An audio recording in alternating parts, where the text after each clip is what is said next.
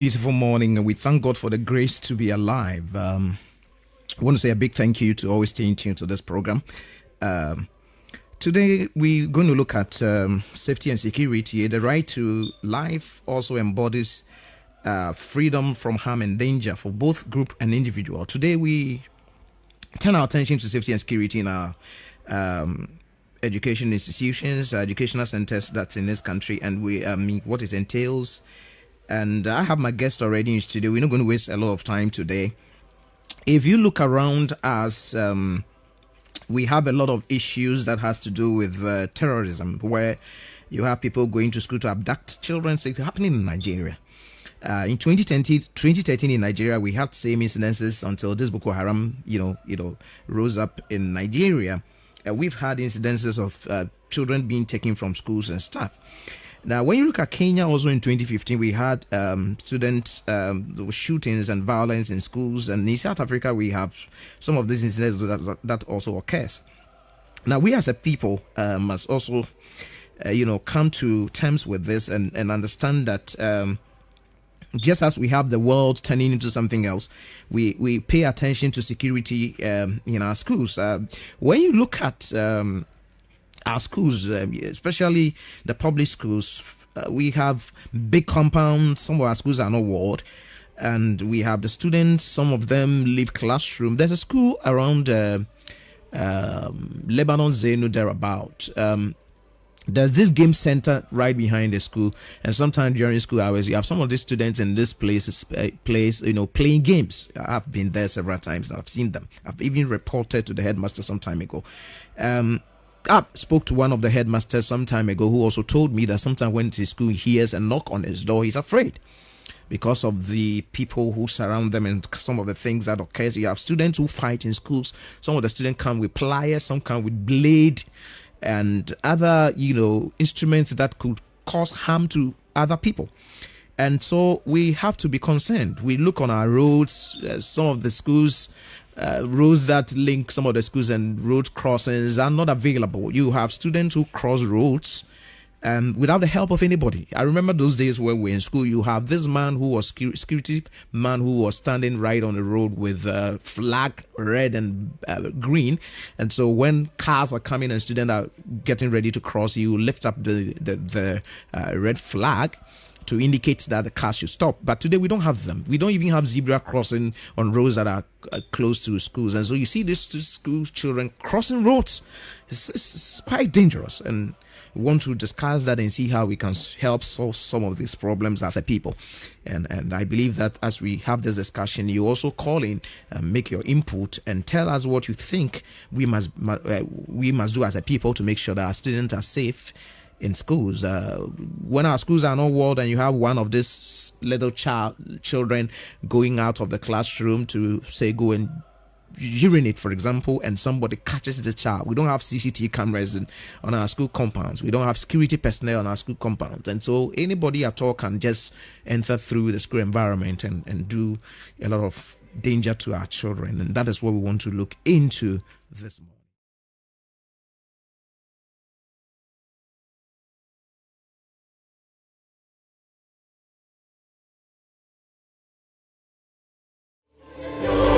I want to say good morning to the Honorable Minister of Education, Dr.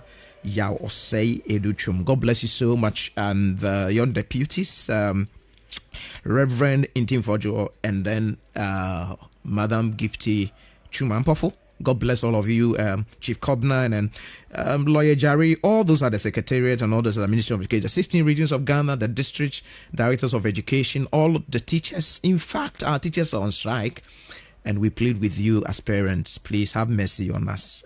I believe that government is doing so much in the education sector. If you look around, you see massive infrastructure, developments that are going on in our schools. And I believe that these schools are being built because of you. And so I believe that government is listening to your requests, and I believe they're going to do something about it. But in the meantime, we beg of you, because of the children that we're preparing for BEC, we understand what you say. We believe that government is also going to help solve the problem that you've placed, in front of them to solve. And so let's all pay attention to the cry of parents, and please have mercy on us and return to the classroom and help us, train these children. We appreciate the work you are doing and believe that you will listen to us and show mercy. Thank you.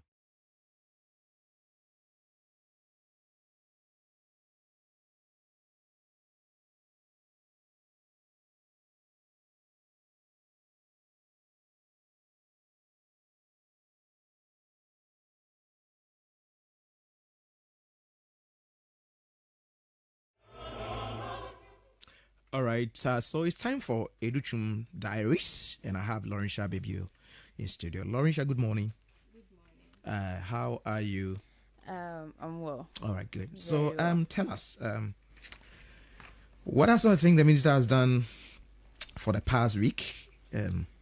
One that I saw was very touching, where he went to visit the class one madam. Class one.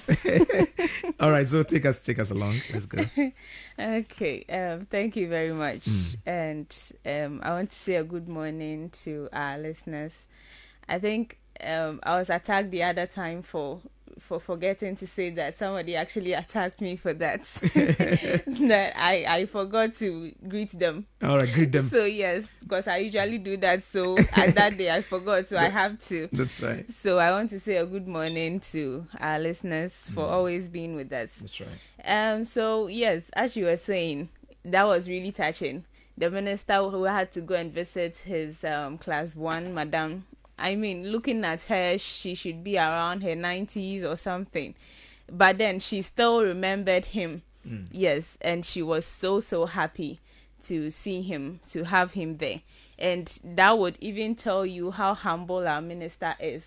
When you look at the pictures and the videos, you realize that he always had his hand at his back. Great. It was a great sign of Yeah, respect yeah. from him. Yeah. Looking at his position And currently, look at his demeanor when he's with the president. I mean, Yes. I've been seeing this all the time. Yes, looking at his current position in Ghana and all that. The humility he has. Yes. And that has affected all those he works with. Yes, Yeah. very true, very true. So we also had the minister at the one-day regional ministerial meeting.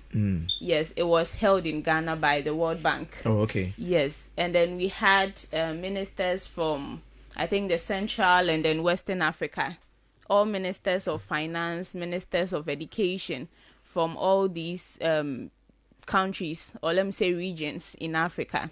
Yes, so in all that, we also had, I think, our current finance minister and then our vice president, His Excellency Dr. Mahmoud Baumia, in attendance, Yeah. and a host of other dignitaries over there. Yeah.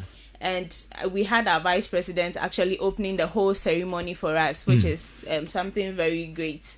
I mean, to have the meeting actually in Ghana in the first place is already an honor. And then having our vice president also open up the meeting was also something very good. So we have that. And aside that, government is really passionate on giving us the best education in Ghana. It's let me say something that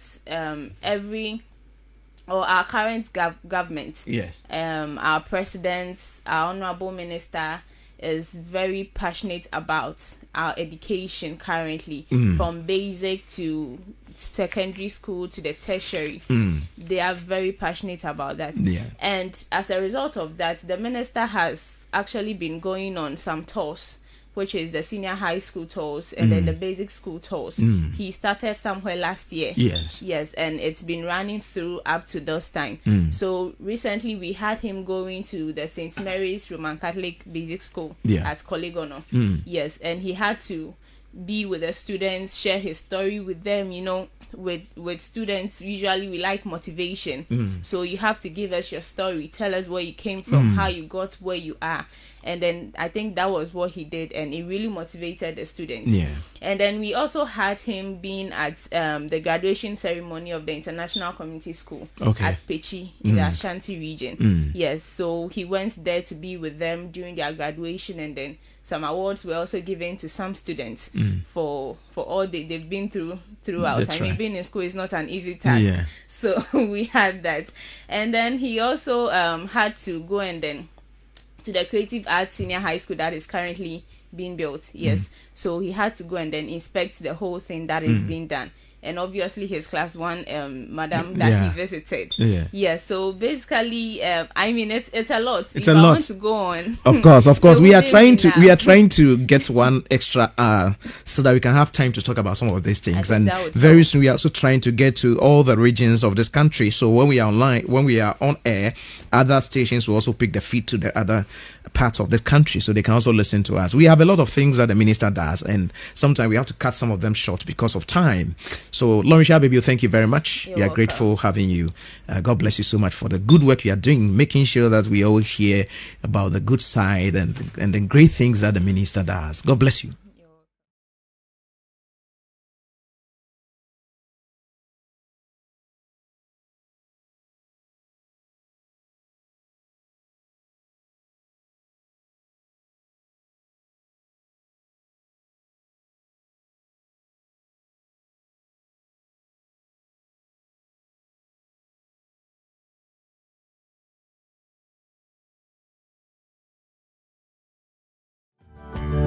And there's not something that I'm telling you, it's something that you know. I said here some time ago, go on Facebook or go on Google, just type his name in, especially when he's with the president or everywhere you see him. It's even his posture.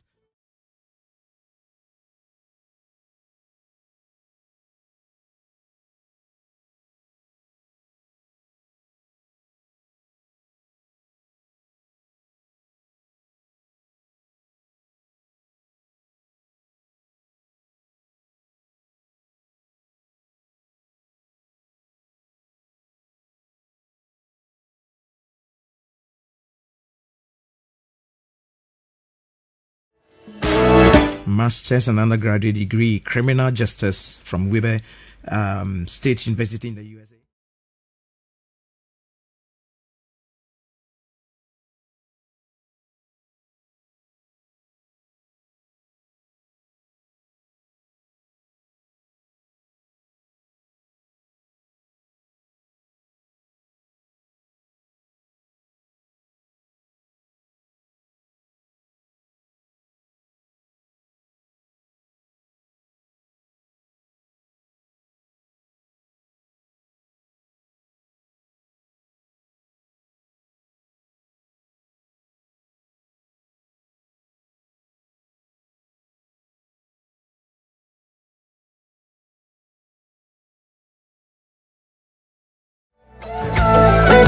All right, Dr. Champon, you are welcome. Thank you very much. Thank you very much for coming all the way from Winneba. God bless you so much. I believe that the minister will be very appreciative of the fact that you drove all the way to Class FM to be on the Transformation Agenda series on education. This program is proudly sponsored by the Ministry of Education. The minister believes that some of these discussions are very important and that we should connect what they do to stakeholders and also to the public to appreciate what the government is doing and also share our concerns and find solutions to some of the problems that we may have. And that's why we have you here this morning. God bless you for coming. Thank you very much. Appreciate it. Yeah, Blair, you're looking great. Thank you. It's wonderful. And so today we're going to look at safety and security. I mean, when you generally, if you look at our schools in the area of safety and security, what would you say? Thank you very much, Bishop, for this invitation. And, I'm so much grateful. And University of Education Center for Human Rights and Peace Studies are also grateful for giving us the privilege to come here to discuss much about safety and security for our schools. Thank you. Pretty much, we can be able to understand the fact that recently there has been a couple of issues that has really happened within our schools. This very morning, I don't want to just remind some people concerning the young lady who got burnt in Seshi, the Dream Preparatory School. You know, a 6-year-old girl who fortunately died because of issues in the fire outbreak. That was very disheartening for the whole entire nation. That's right. Because I really don't want to see my daughter getting herself into such action. And moreover, to see a whole school that somebody have also built to get itself being bent. That was not good at all. So I would like to still express my condolence for this family who lost this particular child. There is a great safety and security issues for our schools. Because why do we need to lose a life just like that, because of probably negligence or something that we didn't do right, or a natural disaster that have to be able to come. So this topic that we've really selected are so much important for us to go in depth, for us to understand how best that we can make these children safe. Safety technically is about how you can take yourself out from risk, or be protected, and security pretty much go beyond that. It's about how we can be able to be cautioned in terms of criminal activities, and how we can be able to overcome these challenges. So this tool really works in hand, and that is what pretty much I would like to say for now. So. All right, thank you very much. Now, if you look at Nigeria, for example, we have Boko Haram harassing people, especially going to school to abduct young girls and things like that. Now, we are a people, we have enjoyed peace for a very long time. I think it's time that we pay attention to some of these things. Now, when you look at our schools, in terms of safety, let's look at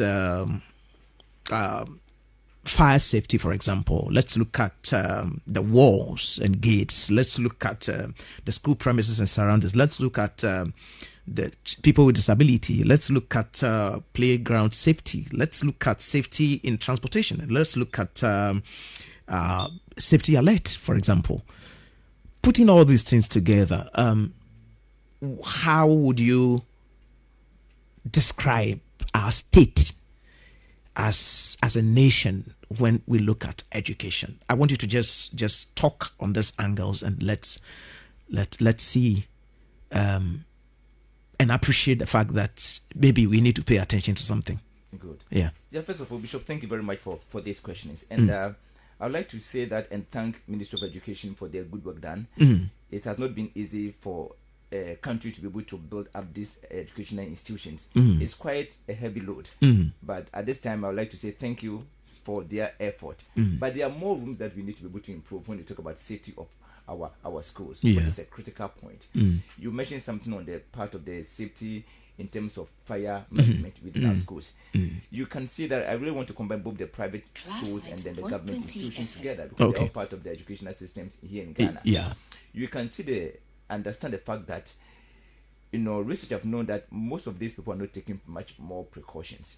I think you and I can testify that we can go to certain primary or secondary schools or even universities around here in Ghana, and most of these safety management practices is really lacking. You cannot even find a single fire extinguisher in any of these primary schools that is within our own vicinity. Not at all. The question will be, we don't have the finances. But if you cannot be able to have the finances to provide the basic needs for the kids, then why lies the future of this particular country? And fire management is one of the key things that we need to be able to take precaution about it. That's what I began with this young lady who just got burnt at this particular age of 6. Now the question is, the dormitory that young lady was actually sleeping in, what were the fire management practices that they were having there? Did they ever have a fire detector able to alarm when these things are happening? How many fire extinguishers did they have around that dormitory to be able to detect? What about fire smoke detectors? Were they all these things there? I believe if some of these things were being put into as practices, at least this young girl might have probably wake up and get to know that there's something happening, because things are too loud that I need to be able to wake up and start running for my life. So these things are so much necessary, and I have to relate this thing to the Ghana Fire Services. We need a lot of education in terms of this aspect of things. Not just only sitting in the office, but can they be able to start moving around to start the education into our kids in these various schools? It's part of their duties that they need to be able to enhance for the development of this a case life. And every child has to be able to understand where a fire safety display have to be able to be. And they even need to be taught how to respond to some of these things, both in primary school, in high school, and in our universities. Can any child, we can do just a practical point and visit any primary school and ask, where is your fire extinguisher located? And whether they even understand what fire extinguisher is even all about. I believe most of them will tell you, no, we don't even have one. If you don't even have one, it means that they don't even know also how to be able to use it. And this is a critical point that we need to be able to understand. So I will play to our great Ghana Fire Services to put this thing as part of their agenda, to start visiting schools. I know they may not have all the funding to do that, but at least to keep on selecting specific school within their area of jurisdiction and start giving these educational practices. I believe certain by using our indigenous knowledge to do certain things. Yes, sometimes we need to adapt our, European type of style that Ghanaians used to be able to have. But what other alternative can we teach our children in case we don't have fire extinguishers? What is the alert? What should we use to be able to, be safe within our own environment?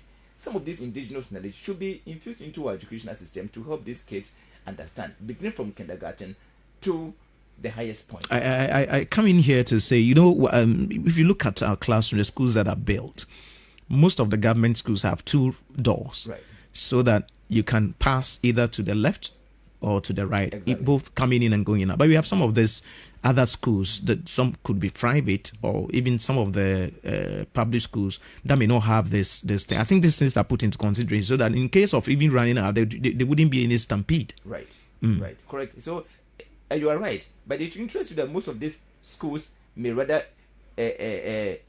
use wood to be able to brace one of the doors, meaning that they don't want the kids to go out. Wow. Not understanding the purpose for which those doors were created. And I've really seen a lot of these government institutions and other private schools bracing one of the doors and leaving the other door open because the kids are going to disturb. Then what's the essence for emergency exit? So this thing should be unveiled that all doors should be open, all windows should be open for ventilation, and other kind of stuff. So they are all a key that we need to be able to understand. That comes under the part of the structure, a thing in terms of how buildings are being constructed, and where we have to be able to make sure that our kids know the exit point and then the assembly area that they should be able to all gather when there is an emergency in their schools. Yes, and I'll also go ahead and talk about some of this here about earthquake management. Sometimes many people feel that, well, Ghana here, we don't have earthquake issues here. But there is sometimes we see a little bit just rumbling here and there. Who knows the day that some of these issues will happen? Are we able to educate our children on the issue of when we see the signs of whose role is that? Whose responsibility is that to educate the children? Well, we have the netbook that is happening, who are in charge of in emergency issues that is happening. What program do they have? Do we need to be able to sit down there until issues happen before we rush and safeguard the situation? No. So the ministry which netbook falls under should be able to enhance the activities of education so that every single school in every district should have this privilege of being educated in some of these areas. The response of when earthquake happens, where do you hide, where do you run, what does the student have to do, what is supposed to be the role of the teachers, what are they supposed to do, because some of these issues does not even really happens. And I can even relate this issues into the part of security of when teachers are not being trained to understand security and safety issues. Okay. You gave a good example about Boko Haram and other areas which is happening, even in the United States, whereby active shootings are really happening. If teachers are not being trained into how to respond to active shootings, how to be able to scan, assess, respond to safeguard our kids, what do we do? One thing, Gabi, we have security cameras all over this country.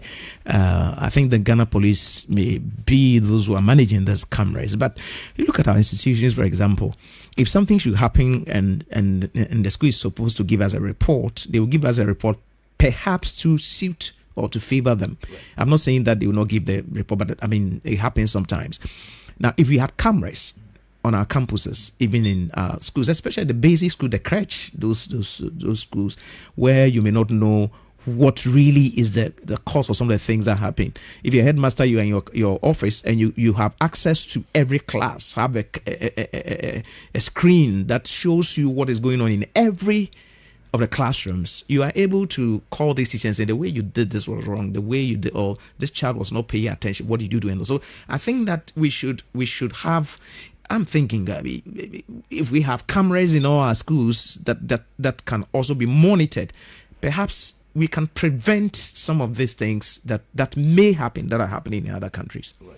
Right. You're right. And I think I'll hit into that particular point about effective security management within our schools. What headmasters and teachers should be able to understand. Because now that we are moving through this terrorist attack and a whole lot of issues, I think we shouldn't think that these things are far from us. Not at all. One recently just happened in Togo, which is very close. We've seen whatever it is happening in Mali, in Burkina Faso, and other areas. Things are just chaos. Yes. And I think it's a time that Ghana needs to be able to sit up for us to be able to start educating, especially the Ministry of Education, having these seminars for our teachers to give them in-depth knowledge of how to be able to look at some of these alerts so that we will be safe. Because you were asking a question about the boundaries and gates of our schools. That comes in here. Now, all our schools are actually opened up. Yeah. Most of them don't even have walls at all, except few schools that have. And some of these ones that have maybe like the missionary, like the mission schools, who are able to mobilize their own funding. And, in the past times when they were getting PTA funding to be able to make sure that they all come together to move this. And I'm thinking some of these ideologies should be able to come back.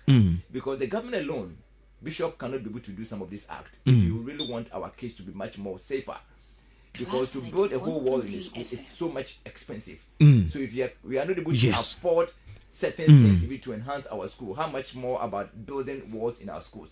So I believe that it's a time that the parents have to be able to come in to contribute to the safetyness of our children. Because number one, when schools are not walled and a stranger is walking in, he walks in freely. Yeah.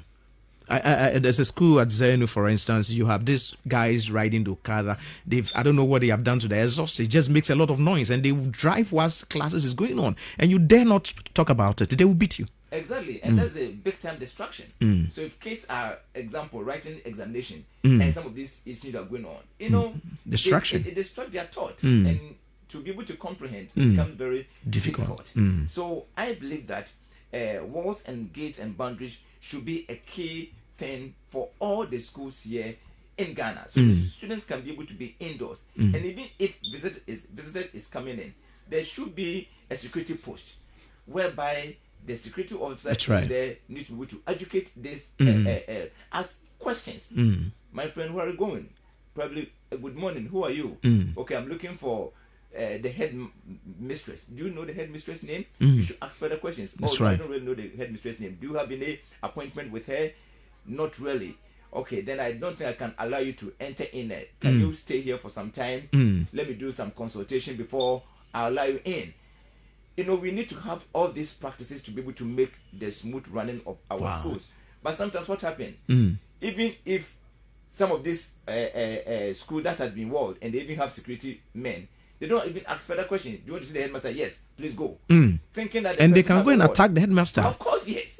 So some of this security aspect of training needs to be given to these security men who was at post and know how to ask further questions and try to assess people, scan them before we respond to their request, to make our teachers and our kids more safer. Okay, let me ask you this question, Doc. Do you think that like schools that don't have this kind of gates or walls, just on a big compound like cluster of schools that we have, is it necessary to have maybe a security agency or the police, one police officer or somebody who is into this protective, groups, talking of this private security or police or officers, having them on post so that in case of some of these things, they can just rush to the scene and restore calm? Is it necessary for such schools to have security personnel at post? Thank you very much, Bishop. I say, someone have in-depth knowledge in security, I don't rule anything out. I believe that it's a time that Ghana needs to be able to have security men all over our schools, beginning from the crèche to our universities. The universities already have them, but most of the high schools don't. Probably one or two security men trying to take over the whole entire school. The teachers are really supporting. Primary schools, I would say, even no at all. Except some of these few wall-structured private schools that have some of these things in place. I believe that we need to be able to do that. Every single school needs to have a police officer or a private security person at post, regardless of whether it is walled or not, to still at least mind and to see other things that is really and they've been trained to suspect. I mean, you see somebody who's a criminal, somebody who's coming to do something, they are able to see. Exactly, to be able to detect. They become the first response before teachers can actually even come in, because every teacher is busy working. So if somebody enters in, whether being a mad person who is holding a cutlass or something and is walking all over the campus, who can be able to detect before he realizes he has actually hit the classroom? But if you have such men around, that will help. And somebody will say that, well, it is expensive. Yes, security is expensive. And if you want to make your kids be safer, it requires that we all put our hands together to do this.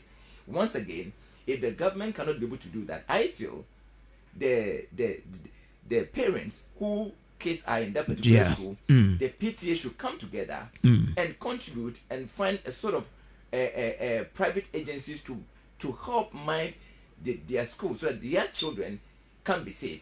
I can promise you not everything is what the government can do, because things are getting so much expensive. We are having a lot of headache in this particular country, and I believe that it's a time that we all collaborate to be able to do certain things. And in case if you still want to do some indigenous training and have assistance, we have a place that parents or people can sign in. Sometimes we have some people who are older who want to do something for the country. They can visit the communities or the assemblies. Hey, I want to sign in today, for example, for Mamobi Primary School, to go and sit there as a volunteer to make sure that our kids are safe. Wow. Can we bring some of these innovations? This does not take magic to announce the presence of these people. And anybody who have to sign in, we have to do background check. Yeah. And see that the person is safer. He has not involved himself into any criminal offenses. He is not a sex offender. He doesn't have any criminal record that he can go and harm our children.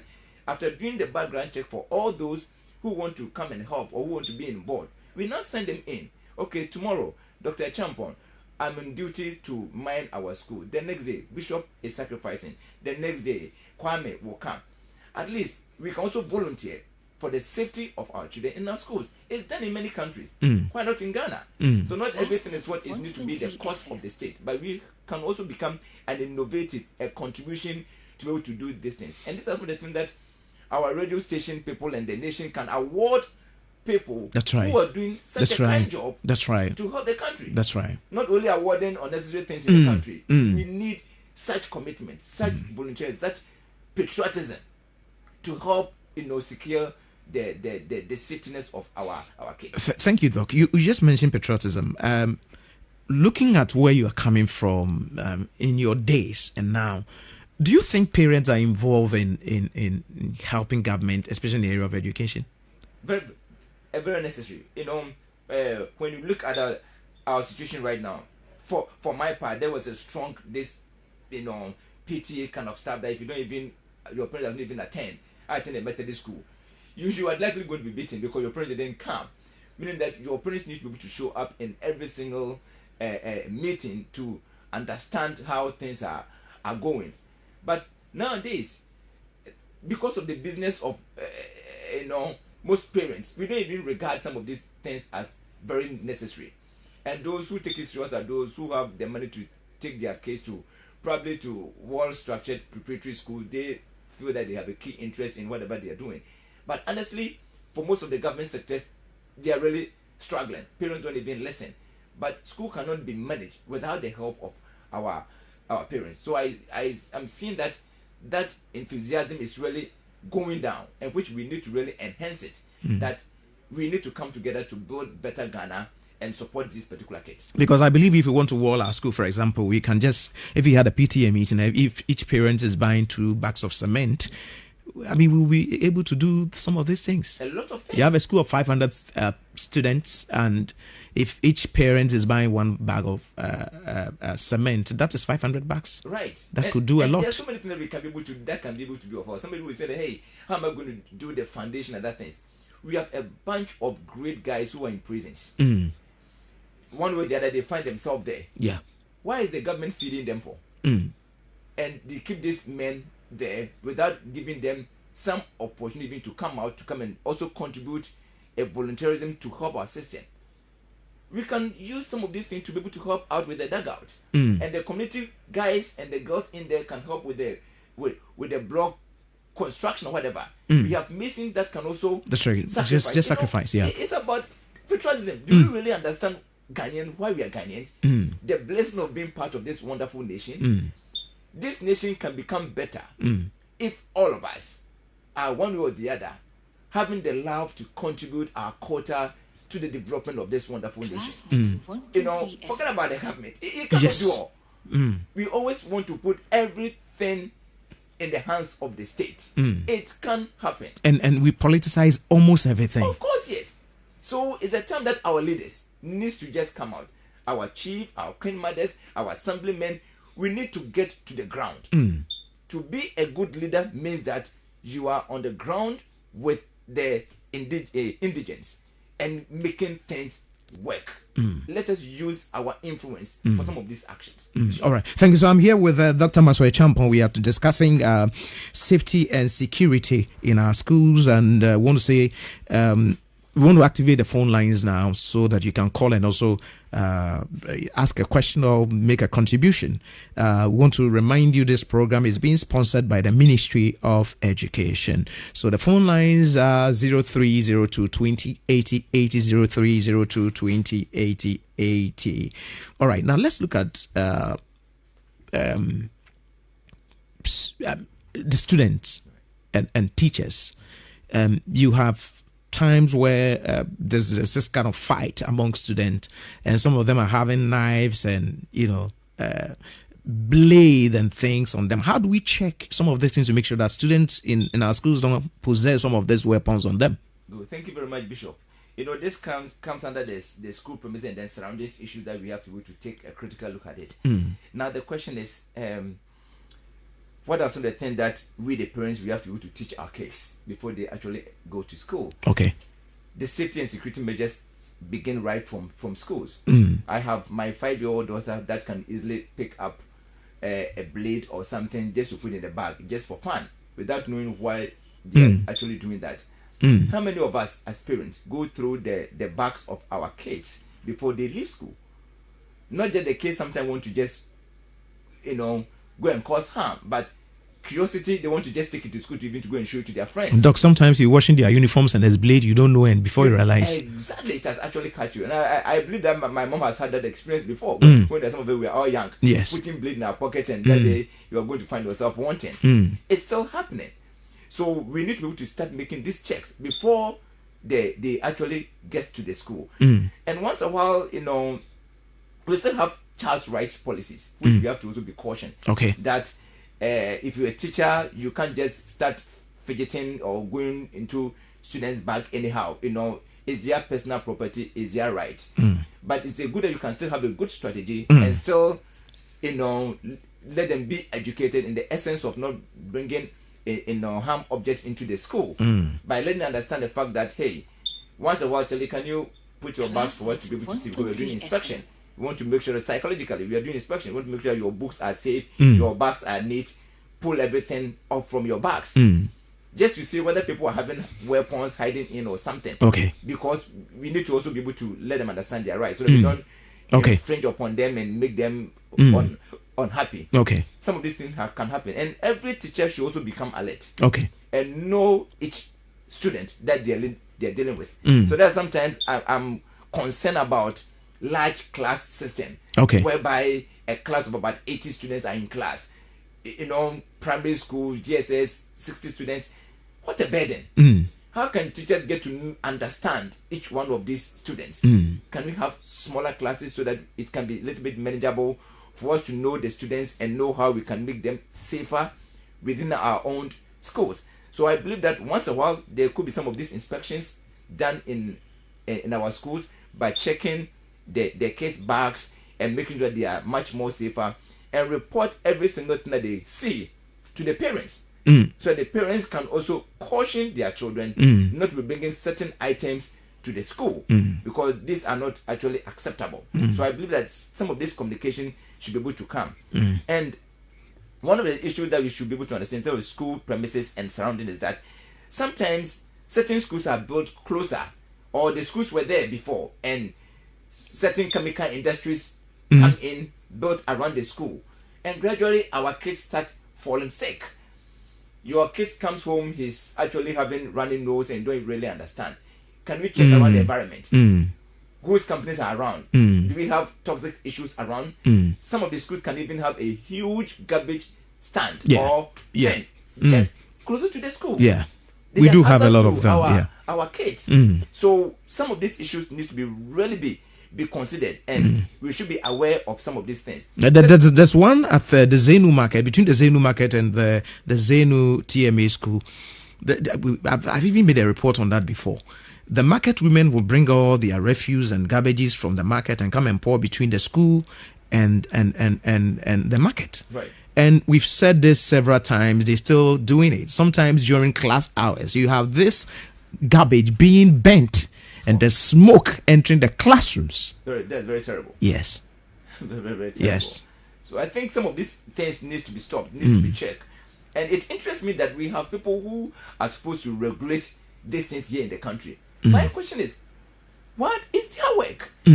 Why are you sitting down there thinking to be part of the Environmental Protection Agency and you still see that our children are going through these struggles and nothing is done? That means the rule of law is not really applying. Okay. That's the question. So all the institutions and individuals, we need to let our conscience work and understand the fact that heavens is not going to come down to Ghana to let us do what is right. The powers has already been given to us to make our country better and enjoyable. As much as all of us went to the school outside and came back to our country, means that we are here to contribute to the development of our country. It does not mean that whatever we learn out there, they are more better than us. That's right. But just because we are being negligent, we take this country for granted. But Bishop, let me assure you with this. Anyone who is living in this country have an accountability to give it to the Lord. And so we take this heavenly message for granted, that we've forgotten that the state that we live in, we will be accountable for our actions when one day we are all supposed to return back to live with our Father in heaven. And if we can understand this principle, we will not start even throwing garbages, rubbish on the floor. We will respect the land that we have and make sure that it is really safe for our living. And this is a key thing that I want to be able to also know as parents and as citizens of this particular country. Thank you, Don. Let me announce the phone lines again. The phone lines is, I think it's 0302 2088, 0302 2088. Call and tell us your thought. 0302 2080. Thank you, Doc. Doc, please continue. Okay. And I would like to also talk a little bit about the access to our kids who are disabled. Okay. Disability have a very strong challenge here in this particular country. It seems people do not really consider them sometimes as human beings. But we've forgotten that it takes a whole state to build a country and to make some of these kids happier in their lives. And some of our schools don't even have access of roads or a place that our disabled kids have to be able to walk. Well, we are talking about inclusion. Yes, inclusion. We try to forget that all kids are the same. It happens in our high schools, it happens in our universities, it happens in our primary schools as well. Even the toilet facility that they have, is it disability friendly? Because the disabled will have to have a special way of probably easing themselves, how they can be able to put their stick somewhere, because sometimes they have to hold certain things. Bishop, if you go to any of these primary schools, do you see anything like that?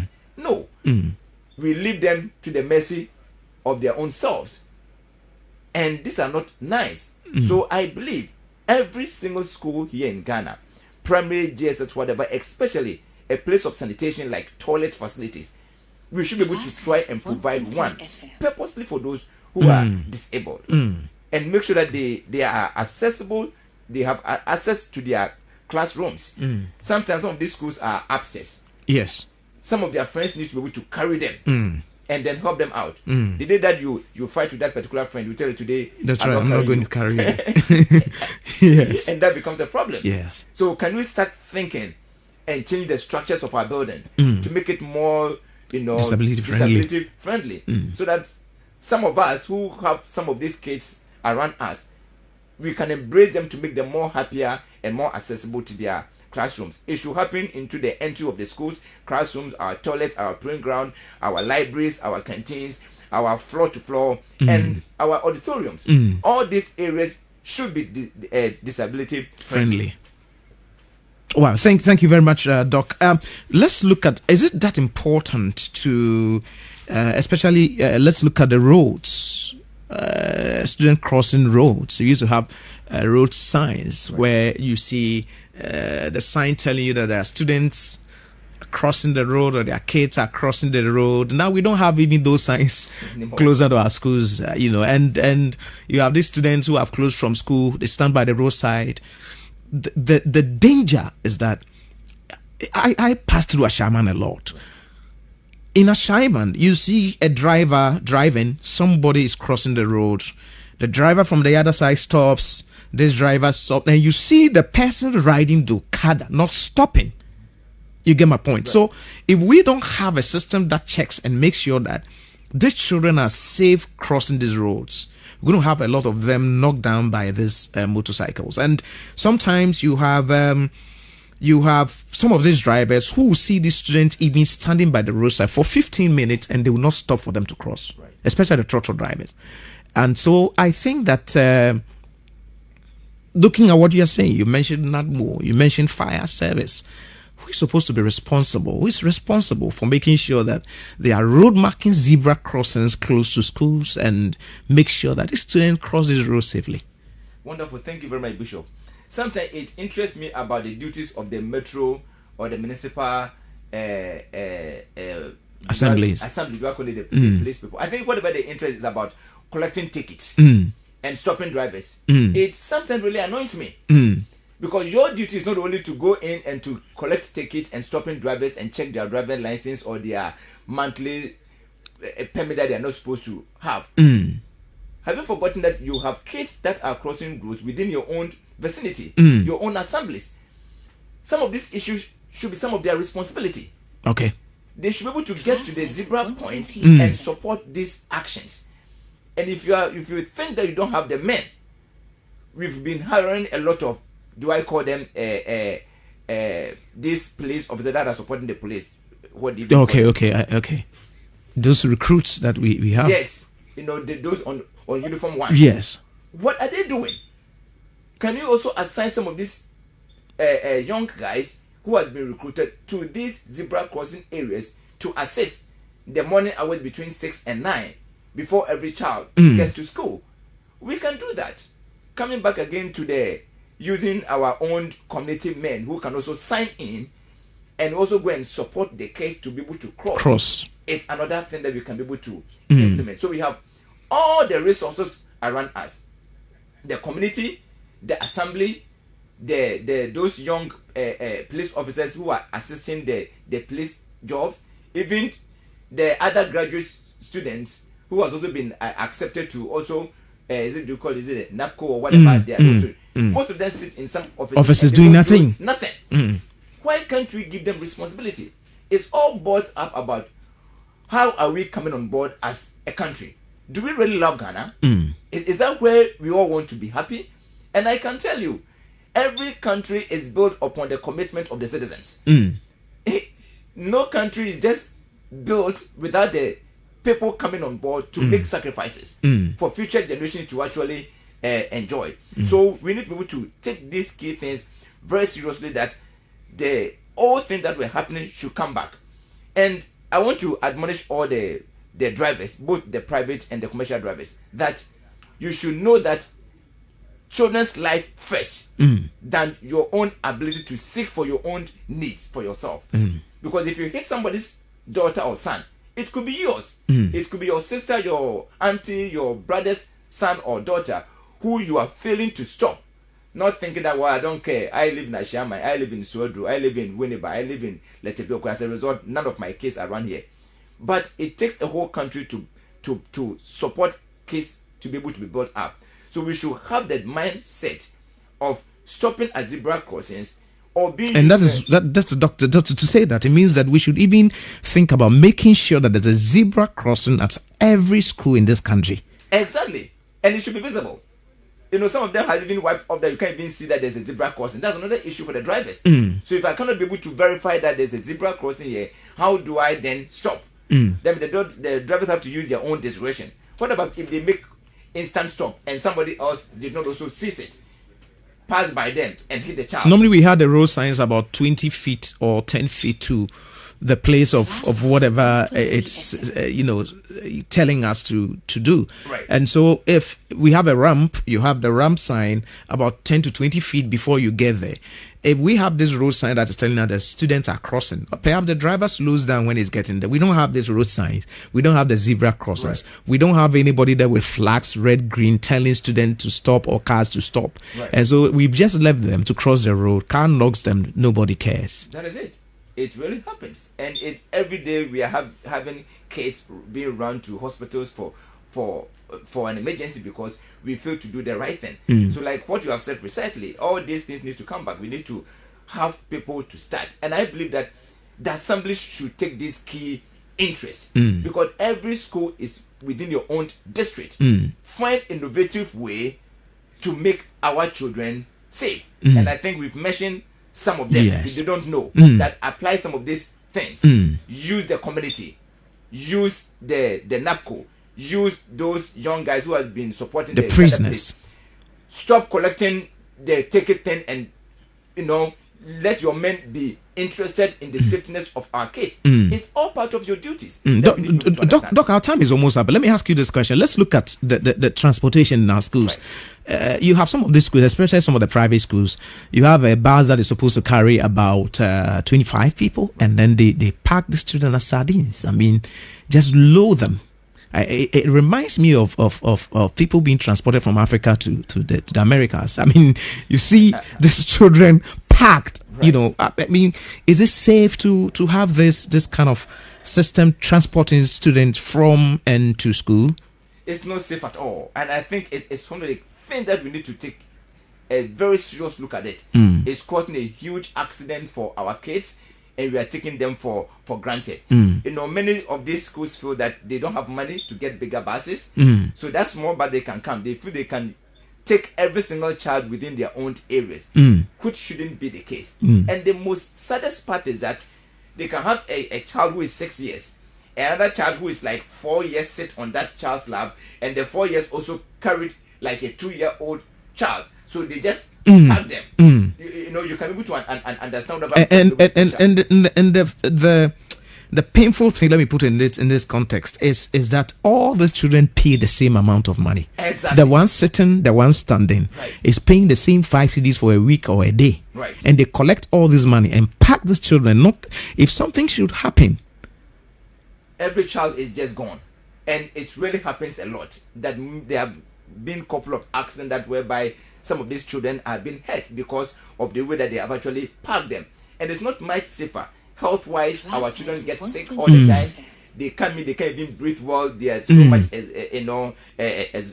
exhausted because of the way that they're even living within the bus. Psychologically, it doesn't even give them the best brain intuitional ability to be able to study because you're already tired in the morning. And these cars sometimes go around probably 2-3 hours before even getting to the destination of their own schools.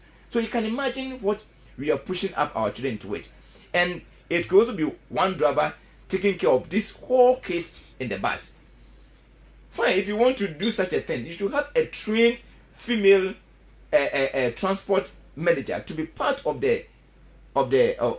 taking care of these kids inside the bus, to make sure that the children are much more safer.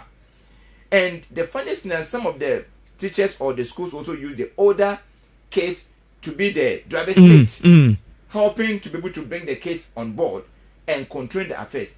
How can a child still control children? It's a disaster because I've witnessed one before whereby that child got out from the car going to pick another child on the other side, and he didn't even look because he just passed in front of the school bus, and incoming car hit him. Wow. Can you imagine this? Wow. This Doctor, thank you very much for coming today. We have been speaking having this discussion with Dr. Masore Champon, who is a lecturer at University of Education, Winneba, Center for Conflict, Human Rights and Peace Studies. And he's been here talking, I mean, this is loaded. He said so much. I believe as a country, we are supposed to come together and help government protect safety, protect our children. Safety and security must be our concern. We look around Africa and we see a lot of things happening.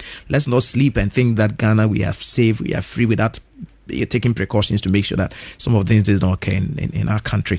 Doc, your final word to somebody who is listening to us. My final word is that I would like to thank you very much and your team for inviting us to come. All right, so you were invited actually by the Ministry of Education. Yeah, by the Ministry of Education for Yes. giving us this privilege. Yes. In the concentration of your great, knowledge to help us educate the general public.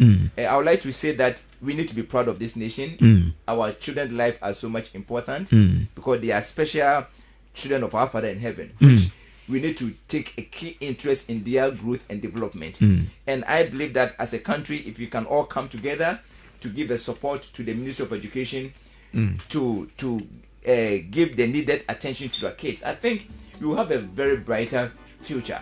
And I also thank all the teachers who are sacrificing for the welfare of our children. May God bless all of them. So you say something to the teachers on strike? Yes, as you all know, we are in the same profession. Yes. We are dying need of, the Cash. cola. Yes. Right. So I'll plead that they should have mercy on us and still rethink about their decisions and try to be able to report back. Gradually, we will get there.